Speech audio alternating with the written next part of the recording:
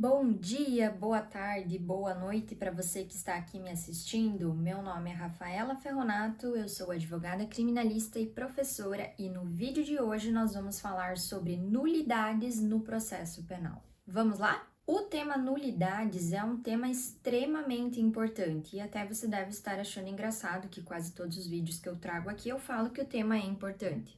Mas é que realmente quando nós falamos em processo penal e direito penal, eu sou suspeita, né? Então, todos os temas são importantes, são relevantes. Nulidades é um tema extremamente relevante, tanto para quem deseja ser advogado, ou já é, ou ainda para aqueles que almejam aí algum cargo público.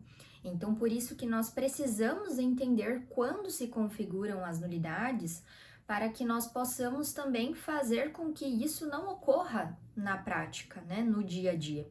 E se ocorrer, quais são os meios que nós temos aí para resolver essas situações? Já adianto que esse tema é bastante extenso, então o objetivo aqui desse vídeo é justamente trazer um panorama geral do que significam as nulidades e as suas espécies. Mas se você desejar entender um pouco melhor, é preciso que ocorra uma profundidade, um estudo um pouco mais detalhado. Quando nós falamos em nulidade, nós precisamos entender também que lá no direito penal, nós temos a tipicidade, ou seja, se uma pessoa praticar um fato que, segundo a lei, é considerado crime, ela vai ser punida. Então, nós teremos no preceito primário lá do Código Penal, o tipo de crime que foi praticado, né, a conduta, e embaixo nós teremos qual vai ser a consequência disso.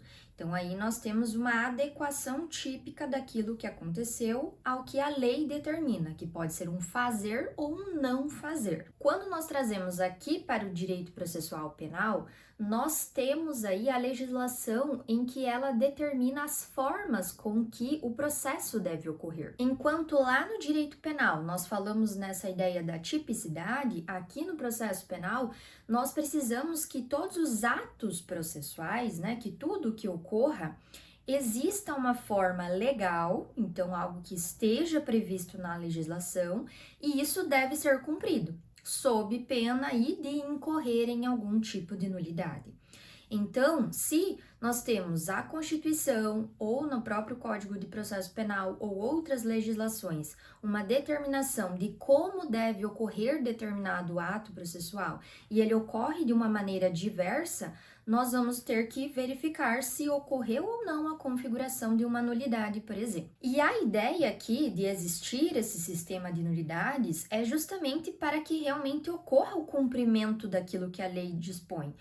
Pensem se não houvesse nenhum tipo de sanção, né, ou de consequência para quem infringe aquilo que a lei determina, aí nós não teríamos eficácia alguma também na legislação. Então, da mesma forma que lá no direito penal nós temos uma consequência criminal, né, uma pena para uma pessoa que comete algum tipo de crime, aqui no processo penal nós vamos ter também uma consequência para quem não segue a forma dos atos conforme deveria seguir, né, aquilo que realmente está disposto na legislação. E quando nós falamos em nulidades, nós precisamos falar das espécies, e aí nós temos duas grandes espécies aqui, que é a nulidade relativa e a nulidade absoluta.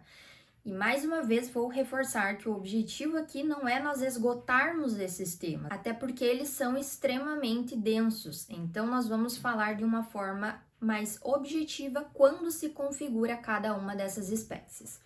Mas antes de eu continuar, não esquece de se inscrever aqui no canal, que nós vamos ter vídeos novos todas as semanas. Já deixa aí sua curtida e envia para aquele amigo que está estudando para a prova igual você. Combinado?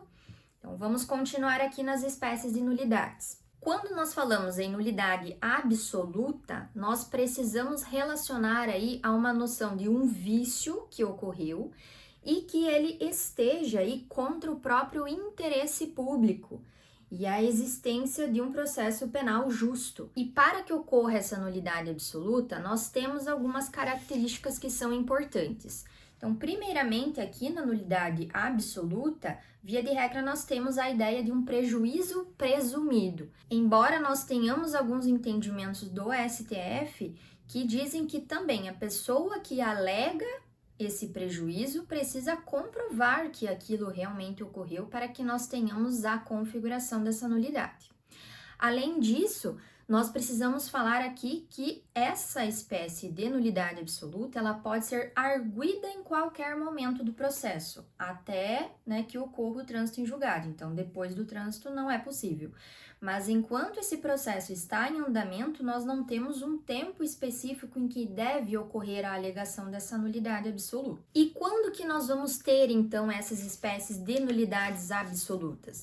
Então, nós vamos ter aquelas nulidades previstas lá no artigo 564 do Código de Processo Penal, mas apenas aquelas que não são passíveis aí de serem sanadas ou convalidadas. Ainda, nós vamos ter aquelas que afrontam tanto a Constituição Federal quanto tratados internacionais que tratem sobre os direitos humanos. E a outra grande espécie aqui de nulidade é a nulidade relativa.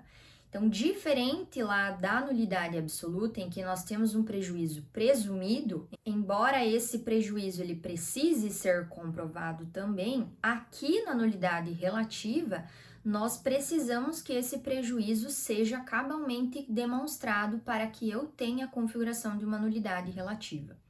E além disso, a diferença também aqui está no momento em que deve ser arguida essa nulidade. Diferente lá da absoluta, em que eu posso fazer isso em qualquer momento processual, aqui na nulidade relativa, nós temos momentos específicos que a lei determina para que eu possa realmente alegar que ocorreu uma nulidade. E se eu não fizer isso naquele momento, eu vou ter aí o que nós chamamos aqui no direito de preclusão. Então, não vai ser mais possível eu revisar aquele ato e eu vou ter a convalidação desses atos. E em que hipóteses que nós vamos ter as nulidades relativas? Então, as nulidades relativas, elas também estão previstas lá no artigo 564 do Código de Processo Penal, mas são aquelas que são passíveis de serem sanadas ou convalidadas. Quando nós falamos aqui em nulidades, nós precisamos saber os princípios que são referentes a essas nulidades. E aqui nós falamos do princípio da tipicidade das formas, do princípio do prejuízo, princípio da instrumentalidade de formas, princípio da eficácia dos atos processuais, princípio da restrição processual à decretação de ineficácia, princípio da causalidade, princípio da conservação dos atos processuais, princípio do interesse, princípio da lealdade ou da boa-fé, e o princípio da convalidação. Esse princípio da convalidação, em regra, ele é aplicável apenas às nulidades relativas, como eu falei anteriormente. A ideia de convalidar é retirar aquilo que está errado, ou corrigir, então, retificar. Então, por isso que seria aplicável apenas às nulidades relativas aí em um primeiro momento. E, por fim, vou citar agora para vocês algumas hipóteses de nulidades em espécie. Anteriormente, então, eu falei para vocês quais são as espécies de nulidades, que são a nulidade absoluta e a nulidade relativa. E dentro dessas, nós temos as nulidades em espécie. Então, só para nós termos a distinção aqui. E elas vão estar, como eu já falei anteriormente também, no artigo 564 do CPP. E aí nós vamos ter a incompetência, a suspeição, o suborno do juiz, ilegitimidade de parte, falta de denúncia, da queixa, da representação e da requisição do Ministério Público. Podemos ter a ausência do corpo de delito, a falta de nomeação de um defensor. Nós podemos ter ainda a ausência de intervenção do Ministério Público, em alguns casos em que é obrigatória a presença dele. Ausência de citação. Nós temos ainda várias nulidades relacionadas ao procedimento do tribunal do júri, a falta de sentença, entre outras nulidades que nós podemos ter. O que nós precisamos entender aqui para fechar o nosso vídeo é a ideia do que é a nulidade.